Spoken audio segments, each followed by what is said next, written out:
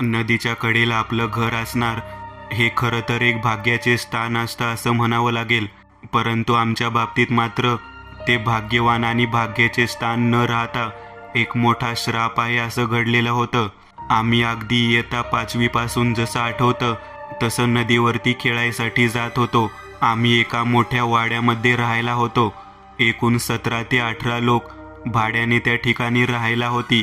वाड्याचा मालक एका चांगल्या ठिकाणी नोकरीला होता. तो पुण्यालाच असायचा. संपूर्ण वाड्यामधील जे काही भाडं असेल ते माझे चुलते म्हणजे माझे काका गोळा करून त्याला मनी ऑर्डरने पाठवून देत होते. आता मनी ऑर्डर म्हटल्यानंतर तो काळ तुमच्या लक्षात आला असेल.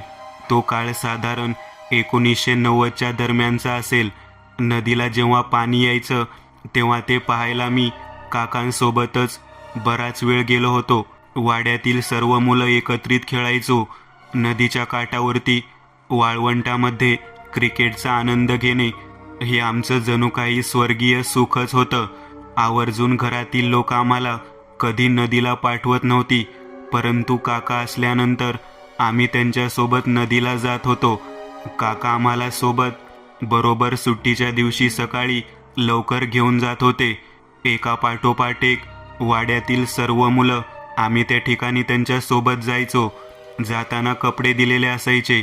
नदीच्या घाटावरती पायऱ्या उतरत असताना त्या नदीचं वाहणारं पाणी पाहिल्यावर कधी एकदा त्यामध्ये उडी मारून मनसोक्त पोहण्याचा आनंद घेऊ असं वाटत असायचं. बाबू काका आमच्या सोबत असलेल्या सर्वांना घाटाच्या पहिल्या पायरीवरतीच थांबायला सांगायचे. पाणी जास्त असल्यानंतर एकेकाला कमरे एवढ्या पाण्यापर्यंत जाऊ द्यायचे आणि ते स्वतः पलीकडे उभा राहायचे. पाण्यामध्ये डुबक्या मारत असताना त्याचा आनंद वेगळा वाटत होता. नदीला एकूण 14 घाट होते. खालच्या डाव्या बाजूला एक घाट होता, ज्या घाटावरती शक्यतो कोणी जात नसायचं.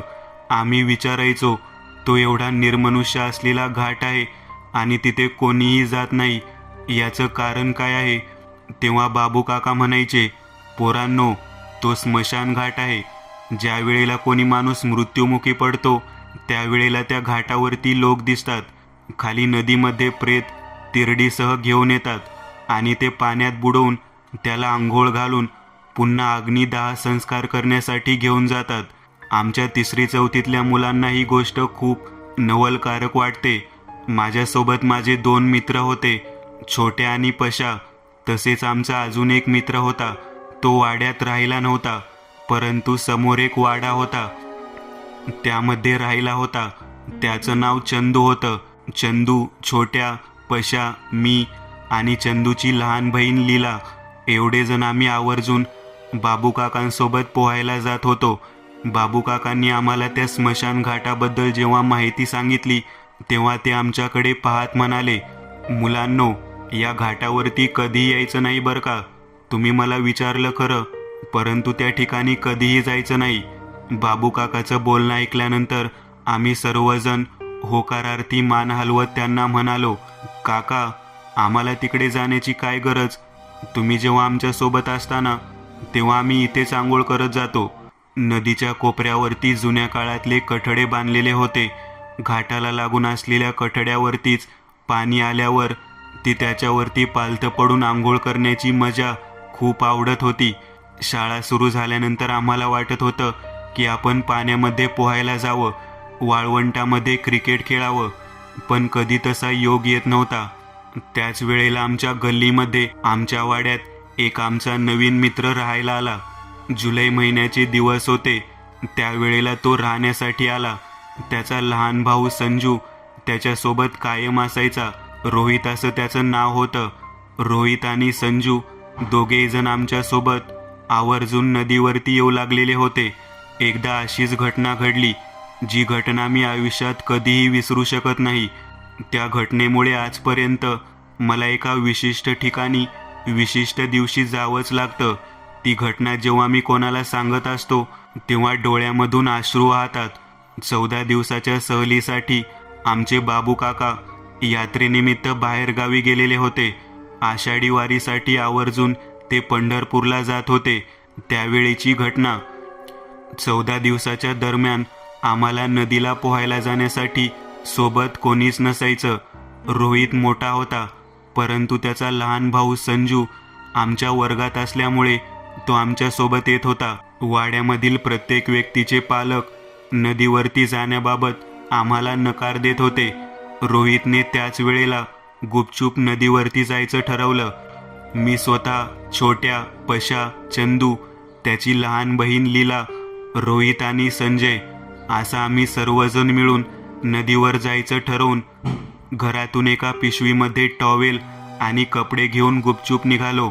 आम्ही नेहमी बाबू काकांबरोबर ज्या घाटावरती आंघोळीला जात होतो त्या घाटावरती जाऊन पोहोचलो. पलीकडे जो डाव्या बाजूला स्मशान घाट होता त्या दिशेने बोट करून दाखवत मी रोहितला म्हणालो, तो घाट आहे ना, तिथे अजिबात जायचं नाही असं बाबू काकांनी सांगितलं आहे.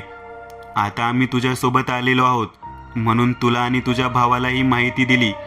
तेव्हा चंदूची लहान बहीण माझ्याकडे पाहत म्हणाली, शरद, तुला वाटतं का आपण या ठिकाणीच पोहावं? इथे तर बघ किती लोकांची गर्दी आहे. नको नको ती मुलं येऊन इथं त्रास देतात. मला वाटतं आपण एकदा त्या शांत आणि निर्मनुष्य असलेल्या घाटावरती आंघोळीला जायला हवं. रोहित माझ्याकडे पाहत म्हणाला, काहीही सांगतो. स्मशान घाटावरती काय दिवसा भूत येत असतात का? काय पण, आता आलेलो आहोत. डोक्यावरती सूर्य आला आहे. आपल्याला पोहण्याची जर मजा घ्यायची असेल तर तिकडे जावे लागेल. तेव्हा छोट्या आणि पशा दोघेही जण म्हणाले, आम्ही तर येणार नाही बाबा. तुम्हाला जायचं असेल तर तुम्ही जाऊ शकता. छोट्या आणि पशा माझ्यासोबत तिथेच थांबले. चंदू, त्याची बहीण लीला, रोहित आणि त्याचा लहान भाऊ संजा एवढे जण मिळून त्या ठिकाणी पोहण्यासाठी जायला निघाले. मी त्यांना 2 ते 3 वेळा सांगितलं की तुम्ही चुकीचं करत आहात, तिकडे जाऊ नका. तेव्हा रोहित हा आपल्याला खूप शहाणा समजत होता. त्याने मलाच दरडावून या ठिकाणी थांबायला सांगितलं. म्हणतात ना, वेळ आल्यानंतर माणूस कोणाचंच ऐकत नाही, आणि अगदी तसंच झालं. आम्ही त्या ठिकाणी तसेच थांबलो. आम्ही घाटावरती त्या पायरीवर बसून पोहत होतो. बरोबर दुपारच्या वेळेला जे काही गर्दीचे सत्र होतं ते वाढत होतं. नदीवरती कपडे धुण्यासाठी सुद्धा भरपूर बायका येत होत्या. आम्हाला सुद्धा, आम्ही नेहमी पोहतो त्या घाटावर गर्दी वाटत होती. छोट्या माझ्याकडे पाहत म्हणाला, इथं नीट पोहायला सुद्धा येत नाही. मला वाटतं आपण सुद्धा तिकडे जायला हवं. माझ्या मनामध्ये नकळत तिकडे जाण्याबद्दल ओढ वाटू लागली. मी त्या घाटावरून पलीकडे पाहिले तेव्हा स्मशान घाटावरती कोणीच नव्हतं. ते आमच्या सोबतचे सर्वजण आनंदामध्ये पाण्यामध्ये विहार करत पोहत होते. आपल्यालाही तिकडे जायला हवं या इच्छेने आम्ही तिकडे जाण्याच्या दृष्टिकोनातून विचार करू लागलो. मी माझे कपडे घातले आणि छोट्या आणि पशा या दोघांना सोबत घेऊन तिकडे जाण्यासाठी पायऱ्या चढू लागलो. त्या घाटापर्यंत पोहोचण्यासाठी 10 मिनिट वेळ लागत होता. नदीच्या कडेला वाढलेली झाडं झुडपं यातून वाट काढत कसं तरी स्मशान घाटाच्या जवळ पोहोचलो. स्मशानातून खालच्या डाव्या बाजूला आम्हाला उतरत जावं लागत होतं. मी घाटावरून खाली पायऱ्या उतरत होतो आणि समोर आमचे सर्व मित्र पोहताना दिसत होते. लीला पाण्याच्या मध्यभागी जाऊन पोहत होती. लीलाला पोहायला येत होतं. लीला पोहत होती, पण बाकीचे 3 जण मात्र पाण्यात दिसत नव्हते. चंदू, संजय आणि रोहित 3ही जण पाण्यामध्ये दिसत नव्हते. हे 3 जण एकट्या मुलीला सोडून गेले कुठे? मी छोट्या, पशा, लीलाला हाक मारत होतो, तुझा दादा चंदू गेला कुठे? चंदू तरी सुद्धा ती पाण्यामध्ये पोहत होती. ती वर यायला नको म्हणत होती. मी खालच्या दिशेने चालत गेलो आणि तिला विचारलं की तुझ्यासोबत असलेला तुझा दादा चंदू तसेच रोहित आणि संजू हे 2 जण कुठे गेले? तेव्हा तिने सांगितले की या ठिकाणीच पोहत होते. अचानक वरच्या दिशेने गेले. पायऱ्या चढून वर गेले आहे ते. आम्ही तिला बाहेर काढलं आणि तिला सोबत घेऊन वर निघालो. तिला मी खवळत होतो. तिला सांगत होतो की तू इथे उगाचच पोहायला आलीस. तेव्हा ती म्हणाली, इथं पोहायला खूप छान वाटत आहे म्हणून आले. तुम्ही का आला नाहीत? तुम्ही उगाच घाबरलात. तेव्हा मी तिला पाहत म्हणालो, तुला कळतं का, इथे आता 3 जण नाहीत आणि तू एकटीच आहे. तेव्हा ती म्हणाली, वरच्या दिशेने ते तिघेजण गेलेत. मी थोडा वेळ पोहून परत येते म्हणाले. ते काहीच न बोलता तसेच चालत गेले. तेव्हा आम्ही घाटाच्या वर चढून आलो. बरोबर डाव्या बाजूला पाहिल्यानंतर स्मशानात जिथे प्रेत जाळली जातात त्याच्याकडेने ते तिघेजण डोळे मिटून मांडी घालून बसलेले दिसले. आम्ही तिघेही जण त्या ठिकाणी गेलो. छोट्या, पशा आणि मी त्या ठिकाणी जाऊन उभारलो. त्या तिघांकडे पाहत मोठ्याने बोलू लागलो, रोहित, रोहित, तू हे काय करत आहेस? काय इथे घेऊन आला सगळ्यांना? तेव्हा रोहित मग्न अवस्थेमध्ये मांडी घालून त्या सरणाजवळ बसून डोळ्यातून पाणी काढत होता. चंदू खूप मोठ्याने रडत होता. संजू आमच्याकडे पाहत म्हणाला, अरे ते बघ ना, ती बघ, ती लीला पाण्यामध्ये बुडून मेली आहे. तिला मी वर काढून आणलं आहे. आता घरी काय सांगायचं? हे वाक्य ऐकल्यानंतर मी, छोट्या, पशा हादरलो. त्या तिघांकडे पाहत म्हणालो, मूर्ख आहात का? माझ्या पाठीमागे लीला उभारलेली आहे म्हणून मी मागे हात केला. मागे पाहतो तर काय, कोणीच नव्हतं. मी समोर नीट पाहिलं तेव्हा जे रचलेलं लाकडाचं सरण होतं त्यावरती लीलाचं प्रेत ठेवण्यात आलेलं होतं. मी रोहितकडे पाहत म्हणालो, तुला अक्कल आहे का? तू काय करतोस? ती जिवंत आहे का मृत आहे ते तरी पाहायला हवं. तेव्हा रोहित म्हणाला, पाण्यामध्ये बुडून तिचा जीव गेला आहे, घरी काय सांगणार? चंदू मोठ्याने रडत होता, माझ्या बहिणीला पाण्यात कोणीतरी ओढलं, माझ्या बहिणीला पाण्यात कोणीतरी ओढलं. त्यावेळेला आम्ही तिघेही जण म्हणालो, मी आता तुझ्या बहिणीसोबत बोलून आलेलो आहे. लीला जिवंत आहे. ती आमच्यासोबत बोलत होती, पाण्यामध्ये पोहत होती. तिने सांगितलं की तुम्ही तिघेजण वर आलेला आहात आणि हे सरणावर जे झाकलेले प्रेत आहे ते दुसऱ्याच कोणाचं तरी आहे. तुम्ही असं का म्हणता? तेव्हा रोहित उठला आणि त्या तोंडावर झाकलेले लाकूड बाजूला काढत म्हणाला, ते बघ कोण आहे. तेव्हा लीलाचा चेहरा मी पाहिला. मी हादरलो.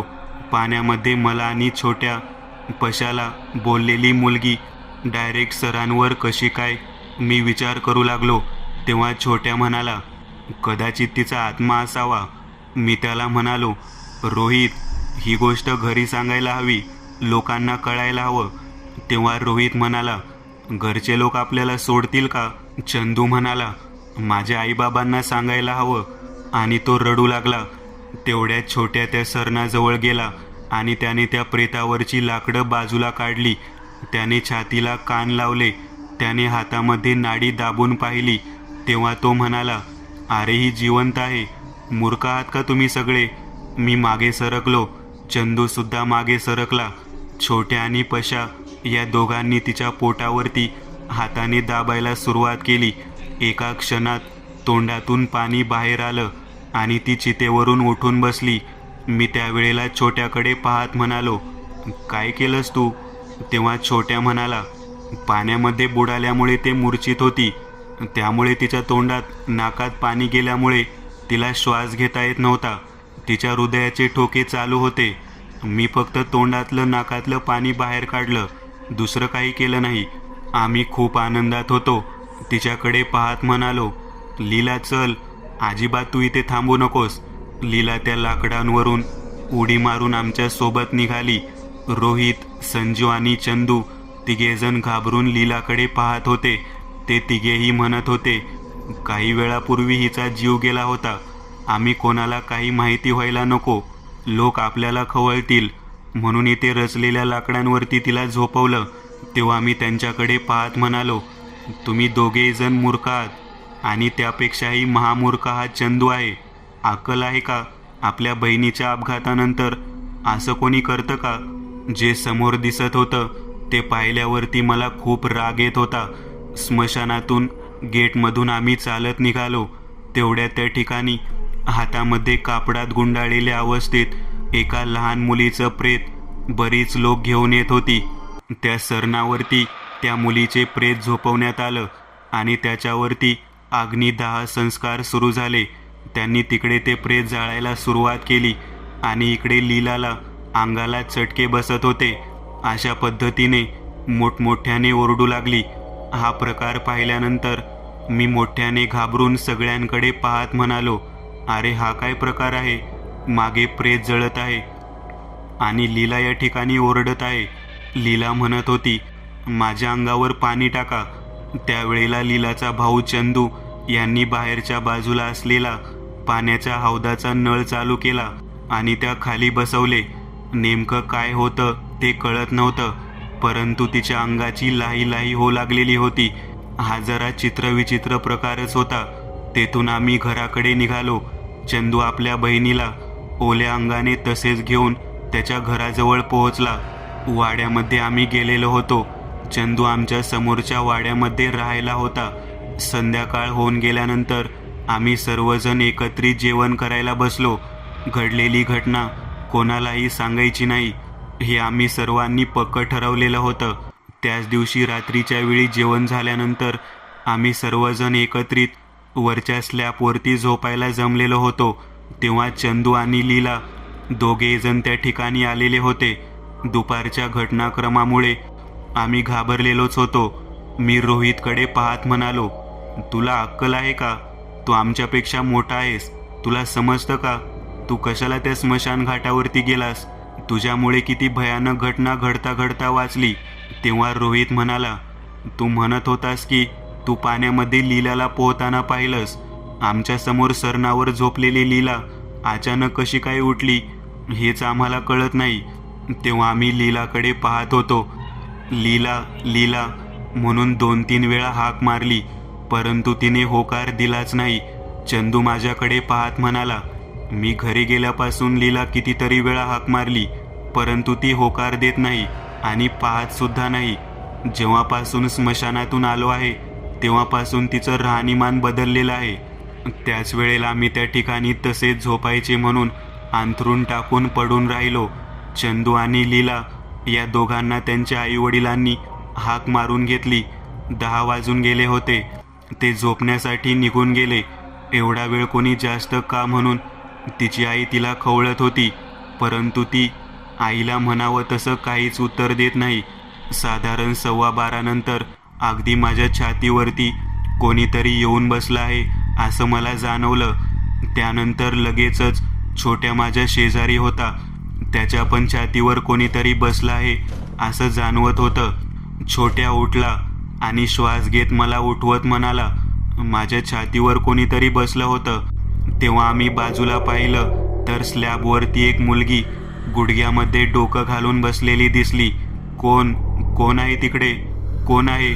असे 2-3 वेळा मी हाक मारली, परंतु ती हाक कोणालाच ऐकू गेली नाही.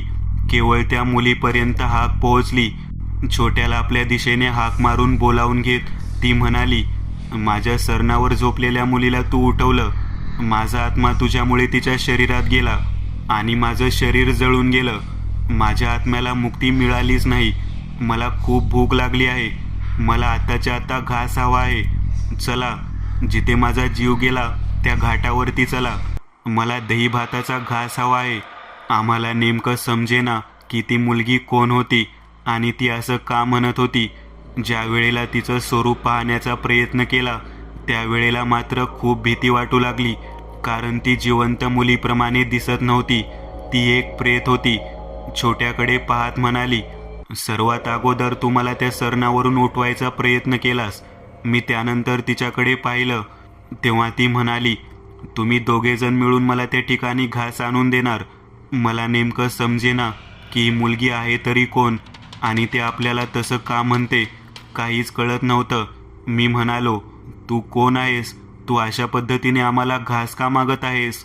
तेव्हा ती म्हणाली, मी नव्हते का दुपारी स्मशानामध्ये सरणावरती जळत होते? ती मीच आहे. मी गुड्डी. माझ्या सरणावरती तुमची मैत्रीण झोपली होती ना, मग तिला तुम्ही उठवून आणलं. पण मला कुठे मुक्ती मिळाली? माझं शरीर जळालं, परंतु माझा आत्मा तिच्या शरीराने धारण केला. म्हणून तर मी उठले ना त्या सरणावरून. माझ्या लक्षात येईना ती असे का बोलत आहे. तेव्हा छोट्या म्हणाला, आमची मैत्रीण म्हणजे तू लीलाबद्दल बोलत आहेस का? लीलाचं नाव घेतल्यावर ती कानावरती हात ठेवून किंचाळत स्लॅबवरून खाली उडी मारून पळून गेली. तिचा मोठा आवाज आणि तिचं ओरडणं ऐकून आम्ही दोघेजण घाबरून जागच्या जागी तसेच मूर्छित होऊन पडलो, कारण पहिल्यांदाच आम्ही अशा पद्धतीचे भूत पाहिलेलं होतं. पहाटेची वेळ झाली तेव्हा मी काहीतरी ओलं लागतंय म्हणून पाहिलं तर छोट्या पाण्याचा तांब्या सांडला म्हणून खालचं पाणी अंथरुणावरून पुसत होता. मी त्याच्याकडे पाहिलं. त्याला म्हणालो, जे पाहिलं ते लक्षात आहे का? छोट्या माझ्याकडे पाहत म्हणाला, तिने स्मशानाच्या घाटावरती घास ठेवा म्हणून सांगितलं आहे. कधी ठेवा काहीच बोलली नाही. तेव्हा मी म्हणालो, अरे मूर्खा, घास आपल्याला अमावास्येलाच ठेवावा लागेल ना, त्याशिवाय दुसरा कोणता दिवस असतो का त्यांच्यासाठीचा? माझं बोलणं ऐकल्यानंतर छोट्या माझ्याकडे पाहत म्हणाला, मीच हात लावला होता सगळ्यात अगोदर आणि मीच तिला उठवलं. लीला सरणावर झोपली होती. लीलाला ज्याने सरणावर झोपवलं तो रोहित आणि त्याचा लहान भाऊ. समजा दोघेही जण नामानिराळे राहिले. आपणच अडकलो बघ या फंद्यामध्ये. घाटावर घास ठेवायचा हे वाक्य सतत डोक्यामध्ये घुमत होतं. मी, छोट्या, पशा तिघेजण मिळून अमावास्येच्या रात्री त्या ठिकाणी घास ठेवायचं म्हणून जाण्यासाठी निघालेलो होतो. दही भात करून एका डब्यामध्ये घेतला होता आणि त्या ठिकाणी जाऊन आम्ही पोहोचलो होतो. दिवसाच्या ठिकाणी लोक पोहायला घाबरतात. त्या ठिकाणी जाऊन या पद्धतीचा घास ठेवावा लागतो ही गोष्टच मुळात पटत नव्हती. त्याच वेळेला आम्ही त्या घाटावरती पोहोचलो ज्या ठिकाणी पाण्यामध्ये बुडालेली लीला होती. त्या ठिकाणापर्यंत गेलो. तिथं घास ठेवला. मागे वळून न पाहता मी थेट येत होतो. स्मशानाच्या गेटच्या बाजूने मागच्या बाजूने कोणीतरी हाक मारत आहे असं आम्हाला ऐकू येऊ लागलं. कोण होतं, काय होतं, काहीच कळायला मार्ग नाही. तेवढ्यात छोट्या आणि पशा माझ्याकडे पाहत म्हणाले, अरे हा तर आवाज त्या गुड्डी म्हणायच्या मुलीचा वाटतो. मागे वळून पाहिलं तर ती गुड्डी नसून लीला होती. काय चाललंय नेमकं कळत नव्हतं. लीलाला पाहिल्यानंतर मी म्हणालो, लीला तिकडे कशाला आली आहेस? तेव्हा ती माझ्याकडे पाहत म्हणाली, मी गुड्डी आहे, गुड्डी. तिने गुड्डी हे नाव घेतल्यानंतर आम्ही आहे अशा परिस्थितीतून थेट पळत सुटलो. तेव्हा जेवढ्या वेगात पळता येते तेवढ्या वेगात पळत होतो. समोर लिंबाच्या झाडाखाली कठड्यावर पुन्हा एकदा ती दिसली. ती आडवीच थांबलेली होती. आम्ही दमलेल्या अवस्थेत तिच्याकडे पाहत म्हणालो, सोड, आम्ही तुझं काय वाईट केलं आहे? तेव्हा ती म्हणाली, ज्यांनी पाण्यामध्ये मुलीला खेचून बुडवलं त्यांना पाहणार नाहीत का? आम्ही तिघेही जण घाबरलो होतो. तिला काही बोलण्याच्या अगोदर तेथून कधी एकदा निष्ठू असं झालं आणि थेट पळत सुटलो. पुन्हा एकदा ती घराच्या कोपऱ्यावरती दिसली. ज्या मुलीचं शरीर आहे त्या मुलीला ज्याने कोणी पाण्यात बुडवलं त्याला पाहणार नाही का? आता मात्र काय करावं कळेना. शेवटी कोणतंही वाक्य न बोलता आम्ही थेट आमच्या वाड्याच्या आत शिरलो. वाड्याच्या आत पोहोचल्यानंतर मात्र ती त्या ठिकाणी येऊ शकली नाही. चंदू आणि त्याची बहीण लीला ज्या ठिकाणी पोहायला गेलते त्या ठिकाणी कोणीतरी पायाला धरून बुडवलेलं होतं हे लक्षात आलं होतं, पण कोण होतं तेच कळालं नव्हतं. परंतु लीलाच्या शरीरामध्ये असणारी गुड्डी स्वतःचा घास मागून कोणाला दाखवायचा प्रयत्न करत होती तेच कळालं नाही. मी, छोट्या, पशा तिघेजण घामाने डबडबून गेलतो. आम्ही पुन्हा एकदा स्लॅबवरती आमच्या अंथरुणामध्ये जाऊन झोपलो. त्यावेळेला मात्र झोप लागत नव्हती. सारखं ती मुलगी दिसत होती आणि तिचा आवाज दिसत होता. लीलाच्या शरीरामध्ये ती मुलगी कशी काय आली हेच कळत नव्हतं. परंतु एक गोष्ट लक्षात आली होती की ज्या कोणी पोहताना तिला बुडवण्याचा प्रयत्न केलता त्याला ती दाखवायचा प्रयत्न करत होती. तो व्यक्ती त्या ठिकाणी त्यावेळेला तिथे कसा काय याचा विचार मनात सुरू झाला. छोट्या मला म्हणाला, लीलाच्या शरीरामध्ये ती गुड्डी काय म्हणत होती लक्षात आलं का? तेव्हा पशा माझ्याकडे पाहत म्हणाला, ज्याने कोणी तिला पाण्यामध्ये बुडवायचा प्रयत्न केला त्याला दाखवायचा प्रयत्न करत होती. आपण घाबरल्यामुळे ते न पाहताच इकडे आलो. तेवढ्यात ती मुलगी पुन्हा एकदा आम्हाला दिसली. चला चला, लवकर चला, तुम्हाला दाखवायचंय लीलाचा पाय कोणी ओढला होता. आम्ही त्या दिशेने न जाता तिच्याकडे पाहत तिला म्हणालो, तू कोण आहेस? तू आमच्या पाठीमागे का लागली आहेस? तेव्हा ती मुलगी म्हणाली, मी सुद्धा लीला ज्या जागी बुडाली त्या जागी बुडून मृत्युमुखी पडले. मला लीलाप्रमाणेच पाय धरून पाण्यामध्ये बुडवले. माझा जीव गेला. मी त्या ठिकाणीच तुम्हाला दाखवणार होते, परंतु तुम्ही पळून आला. चला त्या घाटावर, जिथे घास ठेवला आहे तिथे चला. त्या पोरीचं बोलणं ऐकल्यानंतर आमच्या लक्षात आलं की लीलाला पोहायला गेल्यानंतर कोणीतरी पायाला धरून बुडवण्याचा प्रयत्न केला होता आणि अगदी तशाच पद्धतीने गुड्डीला सुद्धा कोणीतरी बुडवलं होतं आणि तिचा जीव गेला होता. आम्ही रात्रीतून पुन्हा एकदा त्या ठिकाणी जाण्यासाठी निघालो. भयानक काळामध्ये आम्ही त्या ठिकाणी जात असताना समोर चालणारे लीलाच्या शरीरातील ती गुड्डी आम्हाला घाटापर्यंत गेल्यानंतर त्या ठिकाणी येथे घास ठेवला आहे तिथे दाखवू लागली.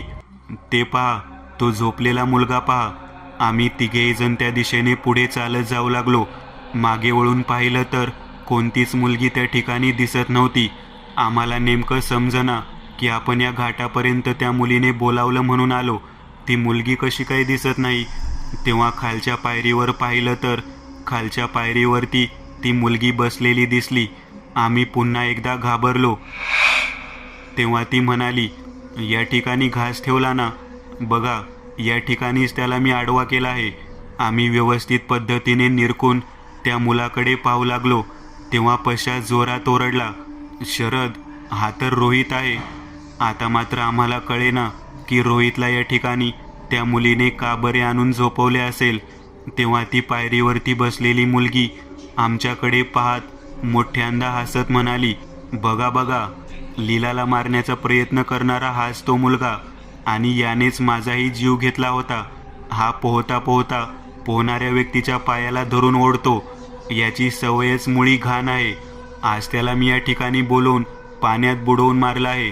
मी सुद्धा त्याचे पाय धरून बुडून बुडून त्याला मारून टाकलेला आहे. आम्ही घाबरलो. तिच्याकडे पाहत म्हणालो, तुझा आणि याचा काय संबंध? तू इथं कशाला आली होतीस? तेव्हा ती आमच्याशी बोलू लागली. आम्ही तिच्याकडे पाहत होतो. ती सांगू लागली, मी गुड्डी, मी पलीकडच्या गल्लीमध्ये राहते. माझी मैत्रीण लीला, मी तिच्या वर्गात शिकते. आम्ही मुली मुली कित्येक वेळा पोहायला येत होतो. मी कितीतरी वेळा तुम्हा सर्वांना पोहायला आलेलं पाहिलं आहे, परंतु मुलांमध्ये आम्ही कधी पोहायला आलो नाही. परंतु एकदा अशी वेळ आली की लीला बोलल्यामुळे मी तिच्या समवेत शाळा बुडवून पोहायला आले. चंदू लीला यांना मी चांगलेच ओळखते. ज्या वेळेला नवीन मुलं राहायला आली तेव्हा हा रोहित आणि त्याचा भाऊ संजा यांच्यासोबत आम्ही पोहायला आलो होतो. तेव्हा मी म्हणालो, हे तर सगळे आमच्यासोबत पोहायला येत असतात, तू आमच्यासोबत कधीच आली नाही. तेव्हा ती म्हणाली, तुम्ही शाळेमध्ये होता, तुम्ही शाळा बुडवली नव्हती. आम्ही शाळा बुडवून पोहायला आलो होतो. त्या दिवशी त्यानेच इकडे आम्हाला पोहायला आणलं. संजूचा भाऊ वाईट नजरेचा होता. त्याने आम्ही पाण्यात पोहायला गेल्यानंतर खालून माझे कपडे खेचायला सुरुवात केली. मी ओरडण्याचा प्रयत्न केला. मी कालवा करेन या भीतीने त्याने मला तसेच पाण्यात दाबून ठेवलं. बाकीची लोक पोहत होती, मला पाण्यात दाबून ठेवलं. माझा जीव त्यातच गेला.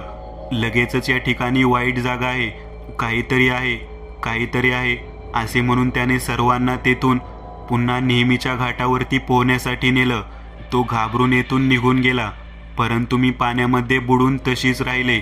माझा जीव गेलेला सुद्धा कोणाला कळाला नाही. लीला सुद्धा त्या पद्धतीने इथे आली होती आणि तिला सुद्धा याच पद्धतीने त्याने पाण्यात कपडे काढण्याचा प्रयत्न केला. तिने सुद्धा ओरडल्यासारखे केले, परंतु तिला कळालेच नाही की कोणी पायाला ओढले. बिचारी नाकात तोंडात पाणी गेलं म्हणून कशीबशी वाचली. तुम्ही पोहायला यायच्या अगोदर सकाळीच माझं प्रेत सापडलेलं होतं. माझ्या घरच्यांनी माझं प्रेत सापडल्यानंतर पोहायला जाऊन मुलगी बुडाली असं समजून माझा अंत्यविधी करण्यासाठी ते प्रेत त्या ठिकाणी रचलेल्या सरणावरती आणलं. परंतु त्याच अगोदर लीला जिवंत असतानाच त्या नालायक रोहितने तिला अग्निदाह संस्कार करून मारायचा प्रयत्न केला. तुम्ही तिघेजण या ठिकाणी आलात आणि त्या मुलीचा जीव वाचला. तेव्हा छोट्या म्हणाला, मग आम्हाला तू रात्री स्वप्नामध्ये दिसलीस का प्रत्यक्ष दिसली ते माहीत नाही, परंतु तू आम्हाला दही भाताचा घास मागितला. घाटावर घास ठेवा म्हणून सांगितलं. का आणि कशासाठी सांगितलंस तू? तेव्हा ती म्हणाली, माणूस मृत्युमुखी त्याचा आत्मा 10 दिवस त्या ठिकाणी घुटमळत असतो. माझा आत्मासुद्धा तिथेच घुटमळत होता.